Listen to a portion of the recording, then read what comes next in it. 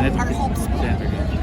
Senator. Majority. Narinig kita. Narinig kita. Senator to. I heard you. So yung mga yun, ano po sir, masasabi? Ano po yung Narinig ni Go, Sen! Pero sa dito na-join din po kasi si Bunex sa Ay, may question muna. May question lang po. Ah. Question niya siguro nagko-complement na sa sagot ni Commodore kanina. We'll try to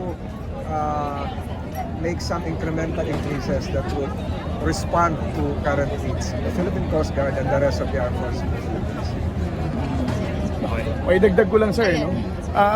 Again, ang leadership ng Senado, ng Kongreso, Speaker Romualdez has been very supportive, no? Pagdating sa increase ng budget ng Armed Forces, ng Philippine Coast Guard, BFAR, and all line agencies na tumutugon sa ating posisyon sa West Philippine Sea. But this time around, if the good senator would also ask our recommendation, siguro ang kailangan nating tutukan ngayon ang ating mga marine scientists, no? UP Marine Science Institute. Kung makikita natin sa nakaraang mga taon, hindi lamang China Coast Guard, hindi lamang PLA Navy vessel, hindi lamang Chinese Maritime Militia ang nagpapatrolya sa sarili nating exclusive economic zone. They are hiding their intention sa sinasabi nilang scientific research.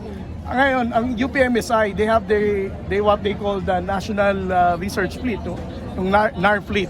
But again, they lack funding, no, to support their logistical requirements para magkaroon din tayo ng mga research vessel na tutugon sa pangangailangan ng ating mga marine scientists.